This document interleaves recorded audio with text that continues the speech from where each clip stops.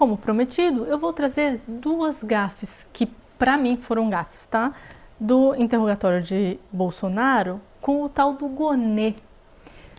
Olha, eu vou falar para vocês, essas narrativas que eles criaram para tentar punir o Bolsonaro e para tentar colocar uma censura no Brasil e tudo mais, é uma coisa tão descaradamente absurda que eu acho que os juízes, né, os advogados devem olhar e falar assim, meu Deus, que loucura é essa que está acontecendo? Porque não é possível, gente.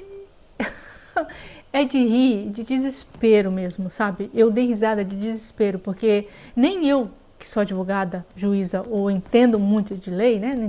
Não entendo basicamente nada, fiquei olhando e pensando assim, meu Deus, que vexame, que coisa horrorosa. Vem ver comigo. Se eu já achava a justiça brasileira, assim, uma piada, isso aqui assina, bate o carimbo e assina, sabe?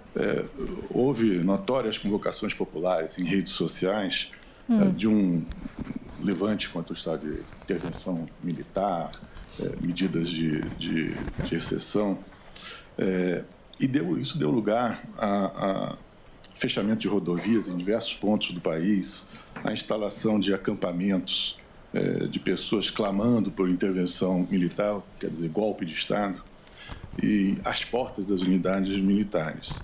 Eu gostaria de saber do senhor Bolsonaro como ele viu esse cenário, por que ele não desmobilizou imediatamente essas ações que questionavam os resultados das urnas, postulando providências contrárias à normalidade constitucional? Essa foi a pergunta. Aí agora vocês vão ver a resposta do Bolsonaro e depois o que o Gonê entendeu sobre a resposta do Bolsonaro. Por favor. Senhor procurador, desculpa aí.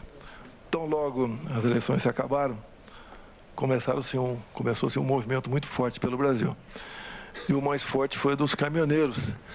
Se eu não me engano, dia 1º de novembro ou dia 2, eu fiz um vídeo pedindo, então, que eles desobstruíssem as vias. Se eu não me engano, nós tínhamos perto de 1.000 pontos de estrangulamento. A própria PRF sozinha não podia desmobilizar. Se eu almejasse o caos no Brasil, é só ficar quieto. Certo? O que ele fez? Pediu, galera, vamos encerrar isso aí? Vamos embora todo mundo, senão o Brasil vai virar um caos? No governo Temer, teve uma paralisação de alguns dias e o reflexo da economia foram danosos para todos nós. E nesse meu vídeo, a gente vai anexar o processo, que eu pedi aos caminhoneiros para desobstruir as vias, porque esse não é a nossa maneira de ser. Nós não somos como o outro lado, que não mede consequências para atingir o seu objetivo. Então, nós trabalhamos sim para que isso fosse desmobilizado. Dia 1º de novembro, inclusive, coisa rara, né? Eu fiz uma leitura com toda a imprensa na minha frente, porque eu sempre fui de falar de improviso. Então, dia 1º de novembro, com toda a imprensa na alvorada, vou ler só um primeiro parágrafo aqui. O que eu falei? As manifestações pacíficas sempre serão bem-vindas, mas os nossos métodos não podem ser os da esquerda, que sempre prejudicaram a população, como invasão de propriedades, destruição de patrimônio, cerceamento do direito de ir e vir. Então, foi o primeiro pronunciamento meu, tão logo após as eleições. E eu comecei esse pronunciamento com vocês vão sentir saudade de mim. Só sente saudade de alguém quando alguém vai embora. Eu já dei o sinal que estava indo embora, logo dia 1º, não tinha mais nada o que fazer. Esse foi um sinal claríssimo que eu dei. Também aproveitando, talvez Vossa Excelência pergunte, né? Mas eu responderia no momento final. A transição começou no primeiro dia útil. Nós nomeamos o Ciro Nogueira, senador, para ser o homem nosso, para fazer aí a transição. Do lado de lá, eu acho que foi dia 5, por aí, eu publiquei o nome de Geraldo Alckmin como o homem que ia responsável pela transição do outro lado. Uma transição pacífica, ninguém teve nenhum problema. Me procurou o ministro José Múcio, acho que ele está um pouco inibido, né? Queria maior flexibilidade, maior ação junto aos comandantes militares. Liguei, deve ter sido para o ministro da Defesa, e tudo foi disponibilizado para eles. Logo depois também, em dezembro, o ministro Zé Múcio foi lá no Alvorada falar comigo e pediu que eu nomeasse os comandantes indicados pelo presidente Lula, eleito. E nós indicamos 2 comandantes, atendemos, então, o presidente Lula em 2 comandantes nomeados no meu governo para atender ao governo dele. Ou seja, e mais ainda, dia 30 de dezembro, o dia que eu fui para os Estados Unidos, eu fiz uma live, tá? Nós não queremos o confronto nem estímulo. Ninguém vai partir para o confronto. É a pior maneira de tentar resolver o assunto. E complemento, termino. Não vamos achar que o mundo vai acabar no dia 1º de janeiro. Vamos para o tudo ou nada? Não, não tem tudo ou nada. Inteligência. Mostrar que somos e somos diferentes do outro lado. Nós respeitamos as normas, as leis e a Constituição. Está na minha live. Eu pacifiquei o máximo que pude ao longo dos 2 meses de transição. Não houve ida para confronto, não houve estímulo da minha parte a fazer nada de errado. Obviamente, perdi a eleição, não convoquei ninguém para fazer protesto, fazer qualquer coisa ilegal ou até mesmo legal. Eu simplesmente fiquei recluso lá no Palácio da Alvorada, esperando, né? Que não parece que não chegava nunca esse dia para eu cuidar da minha vida. E resolvi partir para os Estados Unidos e deixar aqui o Brasil na mão do vice por um dia. E daí, como aconteceu, o presidente eleito assumiu e começou a tocar o Brasil. Essa foi a resposta clara de Bolsonaro. Ficou nítido para mim que ele respondeu ao Gonê que ele não incentivou ninguém a fazer manifestação, golpe e tudo mais, né? Acho que o Gonê não deve ter assistido às lives de Bolsonaro. Na verdade, eu acho que eu tô precisando assistir as lives de Bolsonaro, porque eu não assisti nenhuma. Naquela época, eu não gostava de Bolsonaro, tá? Não era petista, mas eu era de esquerda na época, sim. Então, eu vou assistir as lives de Bolsonaro, mas aqui ficou claro que ele respondeu ao Gonê que ele não incentivou ninguém a fazer coisa nenhuma. O que o Gonê entendeu? Vamos ver. Senhor ministro relator, eu gostaria todo de saber, de ouvir do senhor Bolsonaro, que ele confirma que não tomou nenhuma providência, não tomou nenhuma medida para desmobilizar a população que se encontrava na frente dos quartéis-generais, clamando por intervenção militar, e afirmando apoiadores dele, e intervenção militar, que significava, evidentemente, quebra da normalidade. O Bolsonaro confirma que ele não fez nada para... Ô, gente. Gonê, querido, eu tô sendo irônica, tá bom? Você falar que uma pessoa disse uma coisa que ela não disse, não faz mudar a realidade. As pessoas viram que o homem disse, e na sequência você falar que ele não disse, entendeu? Não muda a realidade. Não é só porque você está falando que ele não disse, não significa que... É democrático. No dia 2 de janeiro...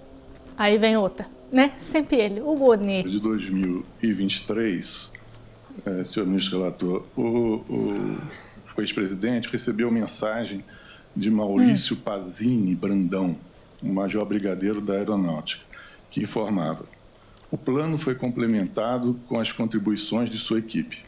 Aguardamos na esperança de que será implementado. Bom dia. A minha tropa... Aí vem entre parênteses, E essa nem é a gafe. Essa nem é a gafe. Continua com sangue nos olhos.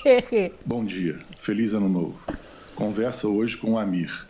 Desmobilizamos a tropa ou permanecemos em alerta? Eu gostaria de ouvir do senhor Bolsonaro o contexto dessa conversa, por que a tropa estaria mobilizada. Ele mandou para quem esse e-mail, esse zap? Ele mandou para quem?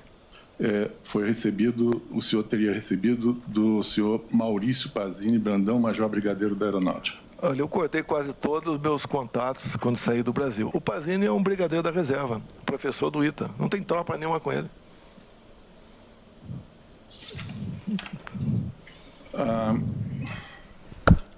A cara dele. Vai falar o quê? Você não sabia disso? O STF não sabia disso. Fizeram uma pergunta de uma coisa que eles deveriam saber. E não sabiam para não passar esse vexame? Gente, pelo amor de Deus. E ele quer falar, qual é o contexto dessa mensagem? Tem gente que fala de forma... Como é que a gente pode explicar aqui num português, né? A gente não fala da forma correta. Às vezes a gente fala, vamos lá, tropa. Um professor pode chegar numa escola e falar, vamos lá, tropa, vamos dançar, vamos jogar, não sei o quê. Não significa que a pessoa tem uma tropa, né? Quem fala tropa? A tropa do Oruan. Essa você deveria ficar de olho, porque a tropa do Oruan pode significar alguma coisa. Estou falando que significa? Não, mas ele fala que ele tem uma tropa. Você vai investigar o cara porque ele usa que tem uma tropa? É figura de linguagem. A gente fala as coisas assim, né? É um português. A gente às vezes fala uma coisa que não é verdade. Ai, que susto. Você quase me matou do coração. Ah, gente, aí vem com esse negócio de... O que você quis dizer nessa mensagem? Ah, porque você falou que a minha tropa tá na rua, a tropa. Ai, gente, essa é a justiça brasileira.